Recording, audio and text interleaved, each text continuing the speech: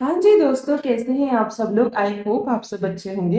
मेरे पास कुछ दिनों से एक डाउट, एक क्वेश्चन रेगुलरली आ रहा है कि मैम अब हमारे एग्जाम्स को सिर्फ एक महीना बचा है एंड हमारे 6 सब्जेक्ट्स हैं, हमें नहीं समझ में आ रहा हम इसे कैसे रिवाइज करें। हम एक प्रॉपर शेड्यूल बना के अपने सारे सब्जेक्ट्स को, जो भी उनमें इंपॉर्टेंट टॉपिक्स हैं, हम वो शेड्यूल नहीं बना पा रहे ताकि हम अपने सारे इंपॉर्टेंट टॉपिक्स को कवर कर सकें।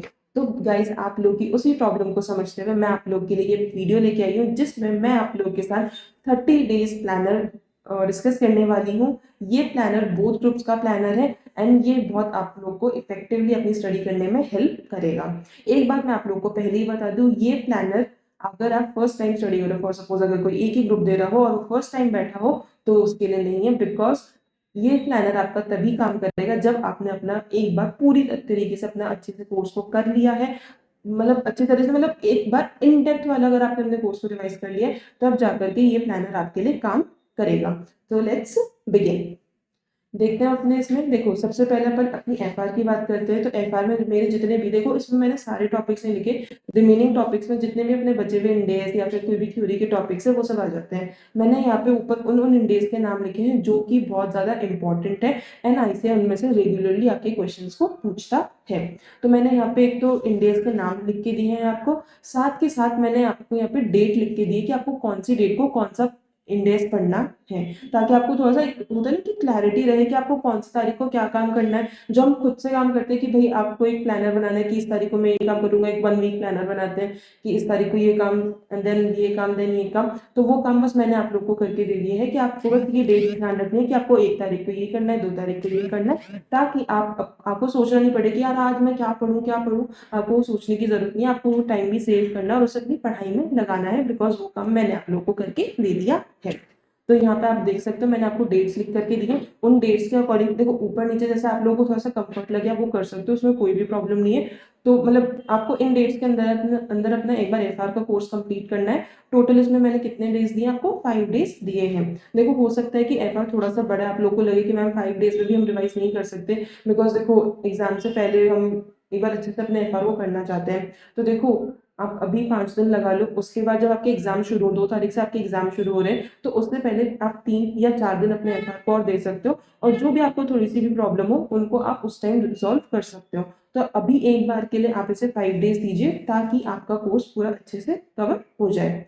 देन आगे बढ़ते हैं। देखो, इसको आप थोड़ा सा और रिवाइज भी कर सकते हो कि फॉर सपोज आपने एफआर को पहले नहीं किया, आपने एफआर को बाद में किया, मतलब सबसे लास्ट में आपने एफआर को किया, ताकि आपका जो 5 डेज का ये वाला टाइम है एंड जो आप अलग से 3-4 डेज का अपना वो दोगे, लास्ट टाइम प्रिपरेशन दोगे, वो दोनों मिक्स करके आपके पास 9 to 10 डेज का बफर बनता है। तो वह आप वैसे भी कर सकते हो। अब ये आप पे डिपेंड करता है कि आप कैसे चाहते हो कि भाई एक बार मैं थोड़ा सा कोर्स को कर लूँ शुरुआत में एंड देन मैं अलग से 4 दिन दे करके थोड़ा सा दोबारा उसे देख लूंगी। It's totally depends on you कि आप किस तरह से अपने पूरे सब्जेक्ट्स को प्लान करना चाहते हो। मैंने एक बार आपको मोटा माटी कि भाई कितना टाइम आपको किस टॉपिक को देना चाहिए, कितने दिन में खत्म करना चाहिए, वो मैं आपको इसमें बता रही हूँ। नेक्स्ट चलते हैं अपने एएफएम पे। एएफएम में भी देखो मैंने सारे जितने भी अपने मेन टॉपिक्स होते हैं इसमें भी मैंने सारे टॉपिक्स से लिख दिए अपने। तो आपको कहीं भी इसमें प्रॉब्लम नहीं आने वाली। आप बहुत बच्चों का था कि भाई मैम फॉरेक्स नहीं हो पाता, भाई फॉरेक्स भी आराम से हो जाएगा, कहीं प्रॉब्लम नहीं आएगी। जितने भी उसके इंपॉर्टेंट क्वेश्चन है उनको, जैसे मैंने आपको बताया था कि उनके हिंदी वर्जन से अपनी कंफर्टेबल लैंग्वेज वर्जन में लिख लीजिए। उस टेक्निक को आप यूज करोगे ना, तो इजीली आप फॉरेक्स को भी कर पाओगे। ठीक है, आगे बढ़ते हैं। तो देखो, अब मैंने अपने एएफएम में कितना टाइम दिया है, चार, मैंने 4 डेज दिए and 4 days are sufficient for the AFM subject. भाई अपने सारे 6 सब्जेक्ट में सबसे छोटा कोर्स अगर किसी का है तो वो एएफएम सब्जेक्ट का ही है। तो 4 days are good to go for the AFM subject. तो देखो, हम अपनी 9 अप्रैल आ गई, 9 अप्रैल तक अपना एफआर हो गया एंड एएफएम हो गया। ऑडिट की बात करते हैं। देखो, अभी ऑडिट का मैंने कल ही आप लोगों के साथ वो पूरा शेड्यूल शेयर किया था कि आपको कौन कौन से इंपॉर्टेंट टॉपिक्स, यानी प्रायोरिटी टॉपिक लिस्ट मैंने आप लोगों के साथ शेयर करी थी कि आपको कौन कौन से टॉपिक्स ऐसे जो प्रायोरिटी पे करने चाहिए, उनमें कितना आपको टाइम लगेगा। तो उसमें मैंने आपको 13 घंटे का बना के दिया था एंड 27 आवर्स का मैंने आपको एक बना के दिया था कि अगर आप फर्स्ट टाइम पढ़ रहे हो तो आपको 27 आवर्स लगेंगे, अगर आप रिविजन कर रहे हो तो आपको 13 घंटे लगेंगे। तो उन 13 घंटे को आपको इनमें ये जो 2 to 2.5 आवर्स है इनमें डेली में बाइफरकेट करना है। फॉर सपोज अगर आपको 14 आवर्स लगने वाले और आप 2 घंटे डेली दे रहे हो, तो एक हफ्ते में आपका ऑडिट का रिवीजन पूरा हो जाएगा। मैं कभी भी नहीं कहूंगी कि आप ऑडिट को एक दिन लेके बैठो और उसे पूरा रिवाइज करो, इफेक्टिव स्टडी नहीं हो पाती है। तो जब आपने ये अलग से जो आपके 4 सब्जेक्ट्स हैं यानी कि FR, AFM, DT and IDT इन्हें कर रहे हो, तभी आप अपने ऑडिट को साथ-साथ 2 घंटे के लिए करते रहो, ताकि आप ऑडिट से बोर भी नहीं होगे और वो ईज़िली आपका कंप्लीट भी हो जाएगा। ठीक है, आगे बढ़ते हैं। अब आते हैं अपन डीटी पे भी। देखो डीटी थोड़ा-सा आपका बड़ा कोर्स रहता है, उसमें इतने सारे प्रोविजंस हैं कि बच्चे उन्हें पूरा ग्रैब नहीं कर पाते। तो इसमें मैंने आपको 7 डेज़ दिए हैं एंड 7 डेज़ में आप ईज़िली अपने पूरे डीटी को कर लोगे। उसके थ्योरी सब मतलब उसके जो भी थ्योरी टॉपिक्स हैं उनको भी कर लोगे, उनके क्वेश्चंस को भी कर लोगे, कहीं प्रॉब्लम नहीं आने वाली है। तो सबसे पहले तो अपन ने इंटरनेशनल टैक्सेशन के जो भी मेन टॉपिक्स है, देखो वो जो अपने अलग से टॉपिक्स है, बेप्स हो गया और वो एमटीसी वगैरह दे रखे हैं, उनको एक बार के लिए आप नहीं करो या एंड टाइम में थोड़ा बहुत लैंग्वेज देख लो तो भी चलेगा, या फिर सिर्फ जो उसके बैक क्वेश्चन है उनको कर लोगे तो वो भी आप लोग के लिए काफी है। एंड फिर मैंने जो बाकी के अपने टॉपिक्स उनको भी लिख रखा है, आपको जैसे ट्रस्ट करके ही जाना है, और जो अपने छोटे छोटे चैप्टर्स है, business trust, securitisation, investment fund, इनको भी आपको करके जाना है। ये मैट, एएमटी, ये ऐसे जो छोटे छोटे टॉपिक्स हैं येट इंपॉर्टेंट, उनको मैंने आप लोग को लिख के दिया है एंड उनका अलोकेटेड टाइम भी मैंने आपको यहाँ लिख के दिया है, जिसके अकॉर्डिंग आपका 7 डेज का डीटी का बनता है टाइम शेड्यूल, जिसमें आपको अपने पूरे के पूरे डीटी सब्जेक्ट को आराम से एंड 7 डेज मतलब सफिशिएंट है डीटी के लिए। भाई मैंने सबसे ज्यादा टाइम डीटी को ही दिया है और डीटी आराम से 7 दिन में, अगर आपने एक बार अच्छे से डीटी को कर रखा है तो आप 7 दिन में आराम से डीटी को कर सकते हो, कोई प्रॉब्लम नहीं आने वाली है। देन आईडीटी पे चलते हैं। आईडीटी के लिए देखो 5 दिन मैंने दिए एंड 5 दिन मतलब ऐसा मान लो कि मैंने ज्यादा ही दिए 5 दिन, 4 दिन में भी आईडीटी करी जा सकती है, लेकिन ठीक है अपने पास टाइम था तो मैंने 5 दिन दिए हैं एंड इजीली आप आईडीटी को 5 दिन में कर सकते हो। मैंने यहाँ पे आपको टॉपिक्स के नाम लिख के दिए, इसके अकॉर्डिंग चलोगे। जैसे देखो सबसे पहले जो सबसे मेन इंपॉर्टेंट टॉपिक होता है उसको कर लो, आईटीसी वैल्यूएशन, इसको कर लिया। उसके सेकंड है एग्जाम्पशंस कर लो, तो जो भी आपके मेजर मेजर जो मोटे मार्क्स आपके कॉन्स्टिट्यूट करते हैं ना वो तो आपके कवर ही हो जाए। तो आप 5 दिन दोगे आईडीटी को, आपका कहीं नहीं जाएगा, आराम से आपका आईडीटी हो जाएगा। तो ये देखो मैंने यहाँ पे आपको 5 दिन दिए, तो अब अपन देखें तो अपनी 21 अप्रैल आ चुकी है। अगर आप लोग मेरे शेड्यूल से चले कि भाई एफआर को सबसे पहले आपने कर लिया, तो आपने FR, AFM, audit, DT, IDT इन 5 सब्जेक्ट्स को आपने कर लिया। अभी आईबीएस की बात करेंगे, रुक जाओ रुक जाओ। तो अपने अपने 5 सब्जेक्ट्स को देख लिया, तो अपनी 21 अप्रैल आ चुकी है। अब अपने एग्जाम्स कब से हैं? 2 मई से हैं, ठीक है। तो अपने पास अब बफर टाइम कितना बचा है? 10 डेज का अपने पास बफर टाइम बचा है। देखो अब मैंने आपके बफर टाइम को कैसे बाइफरकेट किया है। देखो अगर ये जो आपने ऊपर 5 सब्जेक्ट्स थे, हाँ, अब देखो ऊपर जो भी आपके ना 5 सब्जेक्ट्स थे, अगर आप इन टाइम शेड्यूल में कहीं पे भी कोई प्रॉब्लम है, देखो मैंने बना के दे दिया, लेकिन सब हर बच्चे की एफिशिएंसी अलग होती है, माइट भी उसे किसी चीज़ को करने में 1 घंटा लगे, किसी को सिर्फ आधा घंटा लगे, तो थोड़ा सा वेरिएशन आता है। तो अगर आपका कोई भी सब्जेक्ट ऐसा टॉपिक जो कंप्लीट नहीं हो पाता है, तो आप इस बफर टाइम को यूज कर सकते हो। यानी कि मैंने आपको कितना टाइम दिया? 6 डेज। यानी अगर आपका कोई भी टॉपिक छूटा है तो उसके लिए आप 6 डेज दे सकते हो। लेकिन ये 6 डेज ऐसा नहीं कि आपने जो कोई टॉपिक छोड़ दिया तो सिर्फ उसके लिए यूज करना है। भाई इन 6 डेज में आपको मॉक टेस्ट भी देने हैं। देखो मैं हमेशा कहती हूँ एटलीस्ट 2 मॉक्स आपको देने ही चाहिए। तो आपको 6 डेज में ऐसे प्लान करना है कि अभी तक भी अगर आपने एक भी मॉक नहीं दिया है तो एटलीस्ट आप एक मॉक तो दो। मतलब देखो अगर एक भी मॉक नहीं दिया तो आपको प्लान करना चाहिए कि दो, नॉर्मली तो आप 2 मॉक्स दो। भाई 6 दिन है तो हो सकता है कि आपको एक दिन में 2 मॉक्स देना पड़े, ताकि आपके ना जो होता है ना कि 2 मॉक्स हो जाए वो कवर हो सके। अगर आपने एक मॉक ऑलरेडी दे दिया है तो आप एक मॉक और इस टाइम में दे सकते हो, ताकि आपकी एक पूरी अच्छी बेटर अंडरस्टैंडिंग, बेटर प्रिपरेशन हो सके। तो इन 6 दिन में आपके जो भी रिमेनिंग टॉपिक्स बच गए उनको आपको कवर करना है, प्लस आपको मॉक्स देने हैं। देखो 6 दिन आप सिर्फ अगर टॉपिक्स पढ़ने बैठोगे तो बहुत ज्यादा वेस्टेज है, आप खुद का टाइम वेस्ट करोगे। तो इन 6 दिन में आपको मॉक्स को भी प्लान आउट करना ही होगा।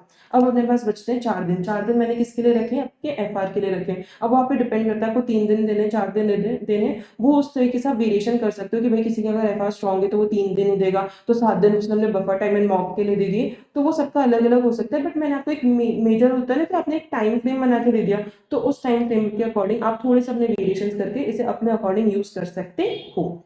अब बात आती है अपने आईबीएस सब्जेक्ट की। भाई आईबीएस के लिए क्या करना है? तो भाई आईबीएस के लिए आपको देने हैं 1.5 दिन। सही सुना आपने, आपको सिर्फ देने हैं 1.5 दिन। ये 1.5 दिन कौन से? जो आपको आईडीटी के पेपर देने के बाद मिलने वाले हैं। देखो अपने आईबीएस में कितने सब्जेक्ट से पूछा जाता है? 7 सब्जेक्ट से पूछा जाता है, राइट। उसमें से अपन 5 सब्जेक्ट तो पढ़ ही रहे हैं, इतनी बार रिवाइज कर लिया है, जो अपने 1.5 डे होगा उसमें भी रिवाइज करेंगे, यानी वो 5 सब्जेक्ट तो अपने बिल्कुल छप चुके हैं। अब बचे अपने 2 सब्जेक्ट। 2 सब्जेक्ट कौन से? जिनका हमने एसयूएम पेपर दिया है, यानी कॉस्टिंग एंड लॉ। ठीक है, अब कॉस्टिंग एंड लॉ की बात आई, तो क्या आप कॉस्टिंग एंड लॉ को इस टाइम में पढ़ सकते हो? क्या आपके पास इतना टाइम है कि आप कॉस्टिंग एंड लॉ को पढ़ोगे? The answer is no. क्या आप 1.5 दिन में पूरा कॉस्टिंग एंड लॉ पढ़ सकते हो? The answer is no. तो उस केस में आप क्या कर सकते हो? सिर्फ आईसीआई मॉड्यूल का जो डिटेल्ड इंडेक्स है कॉस्टिंग एंड लॉकअप, वो दोनों को आप अच्छे से पढ़ के जाओ। बिकॉज देखो अगर कोई भी टॉपिक आएगा तो आपको होता है ना कि एक दिन पहले ही हमने पढ़ा था तो हमारे दिमाग में था। तो अगर आपको ऐसा कोई भी टॉपिक हमने पढ़ा और आपको दिमाग में आ गया कि यार ये ऐसा टॉपिक तो मैंने इंडेक्स में देखा था, हमने इंडेक्स में जाके देखा, उस पर्टिकुलर पेज पे गए एंड अपना आंसर लिख दिया, ठीक है। एंड दूसरा, आप अगर आपने किसी भी टीचर के, देखो बहुत सारे टीचर्स के मार्केट में अवेलेबल है पूरा compilation of the case study, जिसमें वो साथ के साथ आपको डिटेल इंडेक्स भी बना के देते हैं कि भाई इस पेज पे क्या लिखा है, कितने क्वेश्चन है, एफआर के क्वेश्चन कौन से, एएफएम के कौन से हैं, ऑडिट के कौन से, टीटी के कौन से, आईडीटी के कौन से। तो ऐसा एक कंपाइलर आप भी खरीद लो, उसका जो डिटेल इंडेक्स होता है उसको आपको 1.5 डे में पढ़ना है। बिकॉज सेम बात हुई कि आपने एक दिन पहले उन सारे क्वेश्चन को देखा होगा, उन सारे टॉपिक्स को देखा होगा उस डिटेल इंडेक्स से, तो आपके दिमाग में कहीं ना कहीं रहेगा कि भाई इस तरह का टॉपिक मैंने एक दिन पहले ही पढ़ा है तो मुझे एक बार डिटेल इंडेक्स देख लेना चाहिए। उसमें आप पर्टिकुलर पेज नंबर देखोगे एंड पेज नंबर पे जाकर के आप आराम से अपना आंसर लिख पाओगे। तो ये सब तो देखो देखो डिटेल इंडेक्स का ये जो केस स्टडी कंपाइलर, ये आपका तभी काम आएगा कि भाई आईसीएआई ने अगर कोई सेम केस स्टडी पूछ ली। जैसे अगर मैं अपने अटेम्प्ट की बात करूँ नवंबर 24, जो कि मैंने 13 नवंबर को दिया था, जो सबसे होता है ना आउट ऑफ द बॉक्स वाला पेपर आया था, तो उस पेपर में तो जैसे वो कंपाइलेशन कुछ भी काम नहीं आया था, लेकिन आपका अटेम्प्ट लगी हो क्या पता। तो कंपाइलेशन जरूर खरीद लेना, भले ही देखो 300-400 रुपए का आएगा, बट वो वर्थ इट है कि अगर कोई भी अगर एक केस स्टडी भी निकल गई या एक क्वेश्चन भी निकल गया तो 5-6 मार्क्स तो कहीं नहीं गए ना। तो अगर उन 5-6 मार्क्स के लिए 300-400 रुपए खर्च करने पड़े तो बुरा नहीं है, तो उसे जरूर आप लोग खरीद ले ना। So this was whole about the planner कि आप लोग को कैसे अपनी स्टडीज को प्लान करना चाहिए, कितना टाइम किससे देना चाहिए। तो आई होप आप लोग को इस प्लानर से हेल्प मिलेगी, और अगर ये प्लानर आपको किसी भी तरह से हेल्प करे तो मुझे भी ज़रूर बता देना, मुझे बहुत अच्छा लगेगा सुनकर कि मैं आप लोगों को किसी तरह हेल्प कर सकी। एंड आई नो अभी थोड़ा सा मार्केट में मतलब पूरे सीए स्टूडेंट्स के बीच में बात चल रही है कि यार कहीं 3 अटेम्प्ट्स तो नहीं हो रहे हैं। तो देखो मे वालों का तो अटेम्प्ट मे में ही होना है, भले से वो 3 अटेम्प्ट्स में हो या 2 अटेम्प्ट्स में हो। तो आप लोग तो अभी सोचने मत बैठो कि अरे क्या कर दिया आईसीआई ने।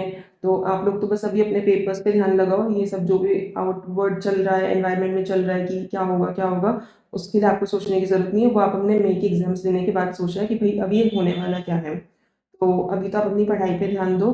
एंड लास्ट में मैं यही कहना चाहूँगी कि भाई अब आप लोग का 1 महीना ही बचा है, थोड़ी सी कमर कस के अपनी पढ़ाई करने लग जाइए। अगर अभी आप लोग सिर्फ 8 से 10 घंटे देते हैं तो थोड़ा सा अगर टाइम बढ़ा दीजिए। अगर कहीं पे भी लग रहा है कि हम लैग कर रहे हैं, हम अपने कोर्स को कंप्लीट नहीं कर पा रहे हैं, तो थोड़ा सा टाइम बढ़ा दीजिए, आप लोग को ही हेल्प मिलेगी उससे। एंड लास्ट में यही कहूँगी कि भाई ये सब कर रहे हो, ये ध्यान रखना कि किसके लिए कर रहे हो। अपने लिए तो हर कोई करता है, बट ये ध्यान रखना कि जिस दिन आप सीए बनोगे ना, आपसे ज़्यादा आपके पेरेंट्स खुश होंगे। तो जस्ट थिंक अबाउट कि आप सिर्फ खुद के लिए नहीं, उनके लिए भी कर रहे हो। एंड इसी बात को ध्यान में रख करके हो सकता है कि आप जिस स्पीड में कर रहे हो उससे आपकी डबल स्पीड हो जाए कि yes this is not just for me, it's for my mummy papa. तो इसी मोटिवेशन के साथ इसी तरह से पढ़ते रहिए, खुशी खुशी पढ़िए। एंड कोई भी अगर डाउट हो, कोई भी प्रॉब्लम हो तो आप मुझसे कनेक्ट कर सकते हो टेलीग्राम चैनल के थ्रू। टेलीग्राम चैनल का लिंक आपको डिस्क्रिप्शन बॉक्स में मिल जाएगा। एंड जल्दी मिलती हूँ आप लोगों से दोबारा with a new video. So तब तक के लिए tata, goodbye. Here this is C Nandini Gupta signing of.